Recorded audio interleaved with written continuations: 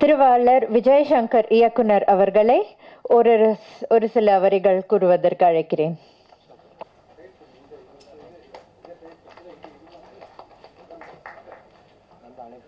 தெய்வம் இருப்பது எங்கே, அது இங்கே வேறெங்கே.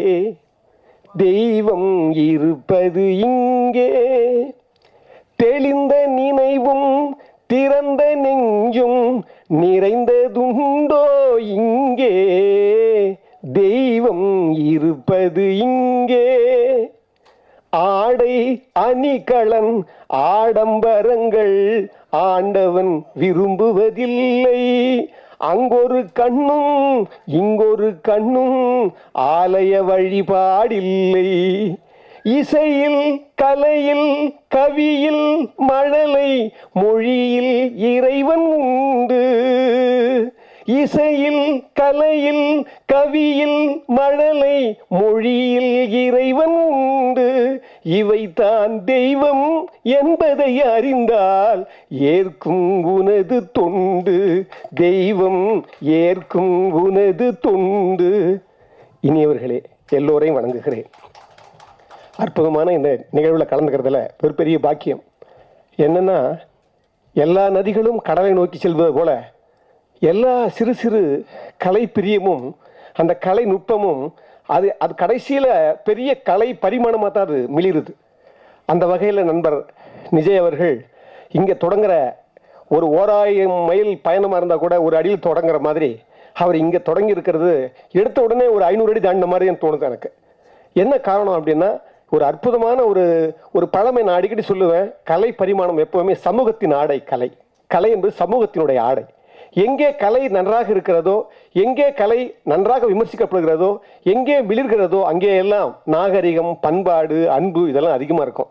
அந்த வகையில் இந்த மாதிரி பாடல்கள் எல்லாம் ஒரு 20 வருஷம் முன்னால், ஒரு 30 வருஷம் முன்னால் பார்த்த மாதிரி நான் இதை பார்த்த உடனே டக்குன்னு எனக்கு உடனே ஞாபகம் வந்தது கண்ணாசனுடைய பாட்டு தான். ஒரு 4 வரி ஞாபகம் வந்தது.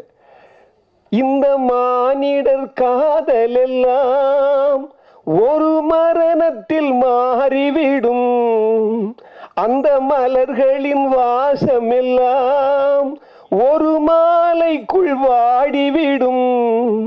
நம் காதலின் தீபம் மட்டும் எந்த நாளிலும் கூட வரும்.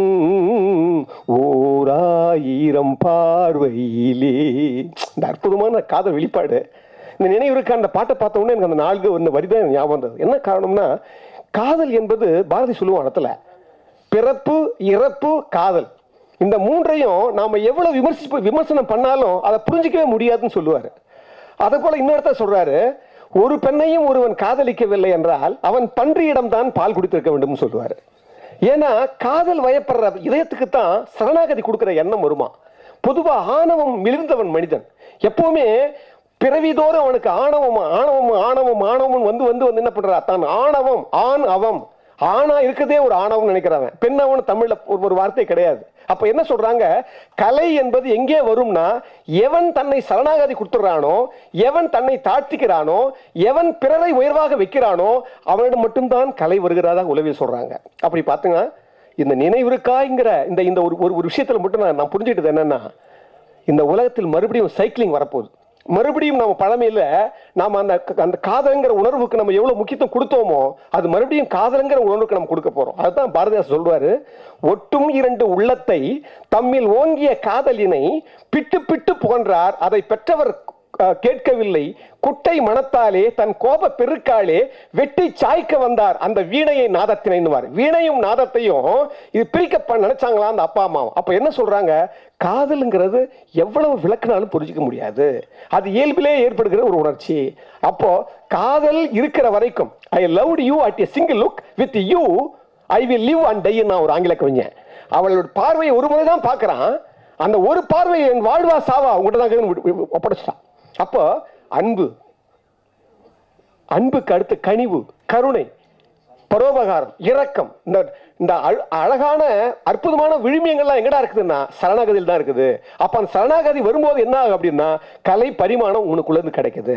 அப்படி பார்த்தா இதுல பங்கிடுற எல்லாருமே இயக்குநர்கள இருந்து, இசையமைப்பாளர்ல இருந்து, பாடினவங்கள இருந்து, எடுத்தவங்கள இருந்து, குறிப்பா சொல்ல போனா நசீர் போகும்போது எனக்கு திடீர் ஒரு சின்ன எண்ணம் வந்தது. ஒரு சிறு குறுங்கதை இருக்கு. ஒரு ஒரு ஒரு பெண் வந்து என்ன பண்றா, கனவு காண்றா. கனவு காணும்போது திடீர்னு என்ன செய்யறா, கனவு காணும்போது ஒரு இளவரசன் தூக்கி போடுறான் குதிரையில. கனவுல தூக்கி போயிட்டே இருக்கிறான் அந்த இளவரசன். ஒரு இடத்துல அந்த பொண்ணு இருக்கா பாருங்க, அவ கேட்கிறா இளவரசன் கிட்ட, அம்மா என்ன எங்க தூக்கிட்டு போற, சந்தோஷமா கேட்கிறா. உடனே அந்த இளவரசன் சொல்றான், அது முட்டாளு, கனவு காண்றது நீ, என்ன கேள்வி கேட்கிற அப்படின்னுவான். அதை போல நசீர் எப்படின்னா அந்த யதார்த்தம் புரிஞ்சவர்.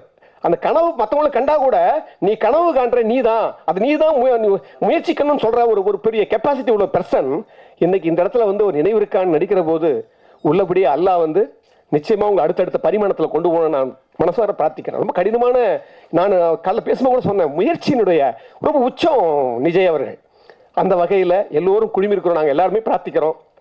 கடவுள் இந்த உலகத்தில் திருப்பி கலை பரிமாணம் வரணும்னு சொல்லி மறுபடியும் நாம வந்து இந்த கலையை வந்து நாம கொஞ்சமாவது ஒரு அங்குலமாவது மேல கொண்டு போறதுக்கு ஒரு வாய்ப்பு இருக்குமானா அது நிச்சயமா இந்த சமூகம். உங்களுக்கு தெரியும், இன்னைக்கு சமூகத்துல வந்து உக்ரைன் போர் வந்து பிப்ரவரி 24, 2024 ஆரம்பிச்சது. நம்ம மறந்தே போயிட்டோம்.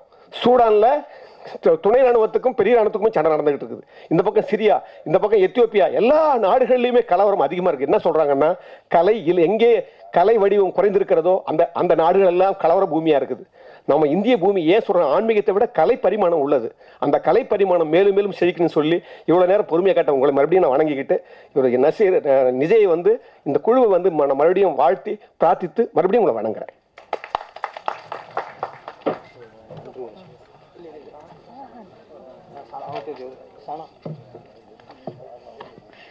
தேங்க்யூ சார், ரொம்ப அழகா பாடினீங்க.